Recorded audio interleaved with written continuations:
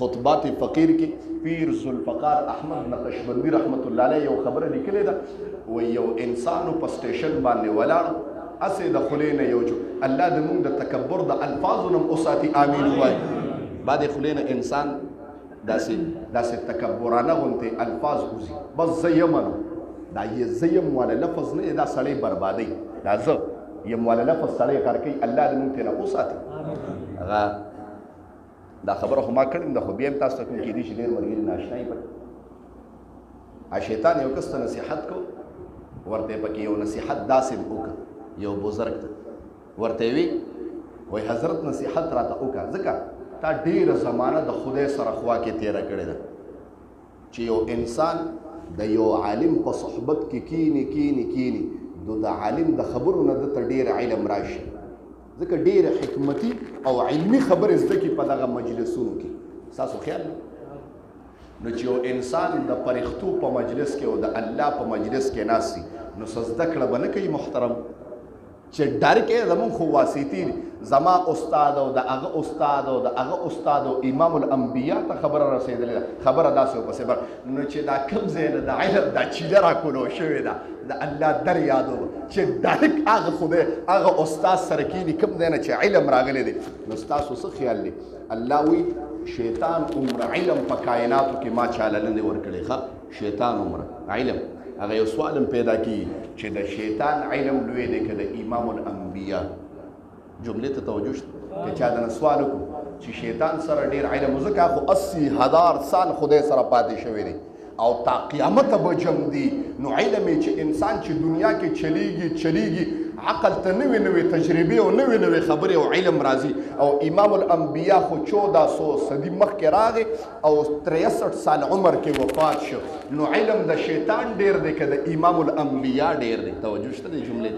توجه شته نو زموږ علما وي د امام الانبیا علم ډېر دی د امام الانبیا ځکه زما رب جمله وفرمایله محبوبه ما تا ته د اولینو او د آخرینو علم درکړی دی شوق سره لږ سبحان الله د کائناتو د پیدا کېدو نه مخکې چې څومره دی هغه علم او تا قیامت سبا پورې چې څومره کېږي د دې ټول علم دی په یو ځای درکړی بیا سبحان الله شیطان بس یو علم بیسي خو بیا هم د الله سره په مکتب باندې د خدای په مکتب پاتې شوی دی خدای استاد او دی شاګرد الله استاد او دی شاګرد محترمو ډیر عبادت گزار خو اخره کې مردود وګرځي یو بزرګ ورته وی تا سره خو ډیر علم دی د دې خپل علم نه مونږ تم سره کس نصیحت وکړه وایي زه به څه نصیحت وکړم مردود یم خو یو خبره کوم زه چې د څه د وجې نه ذلیله شوې او برباد شوې یم بس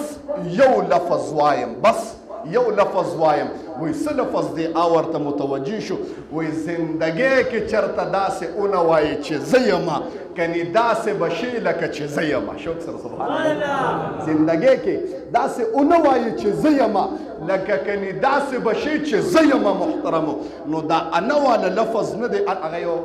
څه مقتدیانو ډېر لوی رزیلان مقتدیانو کې آرامیان کې باندې امام پسې ټوکم کوي منځونه مو پسې کوي بار مو پسې ملنډې او خبرې کوي دا په هر زمانه کې د نبی اسلام نه والا تا قیامت پورې به دا شی چلیږي ځکه نبی اسلام پسې منافقانو منځونه وکړه چې بار روته امام الانبیا پسې به خبرې کولې او په صف کې به پسې ولاړو محترم داسې خلک نو هر زمانه کې داسې چې امام پسې منځم کوي یو بارم خبرې کوي داسې که څوک وایي چې داسې نشته نو د پیغمبر خبره دروغ کیدی شي دا به هر زمانه کې په هر مسجد کې بدای داسې جماعت په تمام کائنات کې نشته چې رزیلان او شیطانان پکې دي الله دې موږ د هغې د صف نه وساتي امین ووایي بیا شوق سره امین ووایي ځکه دا خلک داسې لکه سړی چې د انبیاو لمنې ته لاس واچي الله دې وساتي بیا امین ووایي الله دې زموږ امامانو انبیاو ته زړه کې ذره برم سره نه ولي بیا امین ووایي او که څه نو خدایه ته راته معافي وکړي امین ووایي نه پس به نه کېږي انشاءالله وایي مقتدیانو وی چې دا امام دی د په انا باندې دغه وکړه دا مسله وکړه چې انا به نه وایي انا به نه وایي نو څه مسله ورته وکړه د به انا لفظ نه وي نو دا مقتدیانو ورته فیصله وکړه چې یو کس ورته پاسه و چې شیطان په کوم لفظ برباد شو شیطان په کوم لفظ برباد شو وایي ټول ورته وی صحیح ده چې موږ جمع ودرېده د مازدیګر یو مخکې پاسېده ویره جی او تپوس کوم ویسه تپوس کې یره جی شیطان په کوم لفظ برباد شو دغه امام دومره تقوادار چې په زندګۍ کې چرته زه لفظ نو ویلی دومره تقوادار د مقتدیانو ته سلا کړو سپته وباسو پرې چې ذلیل شي الله دې رحم وکړي وای امام ورته کېنه مونږ نه پس ترته ویل هغه امام هغه مقتدی که مقتدی نو مقتدی مثال که ارسمر عمر لوی شو اجي صاحب اکثر یو مثال وي بار بار وي ابو طالب د نبی اسلام مبارک ترو چاته تر تاسو که تم شریک د امام الانبیاء مشر دی خوروارو نا ورته وي او په علم کې دی مشر دی عمر کې ته زما مشر اجي صاحب علم کې دا لوی دی او په مرتبه کې او په عمر کې تر نزل وي نو امام که هر څومره کشر شو عاجز شو غریب شو مقتدی هر څومره مالدار شو مشر شو عمرن خو بیا هم د امام نه په مرتبه کې رستو دی محترم چې کله مون اوشه امام څنګه سلام جار باسه ډارې کې دی خوا مخکې وی هغه څوک وی چې شیطان په کوم لفظ برباد یو ادرېده وی زیبا وی او په دې زه برباد شو یو ادرېده وی زیب وی په دغه لفظ خو یې غر کړو نو محترم دا زه والا لفظ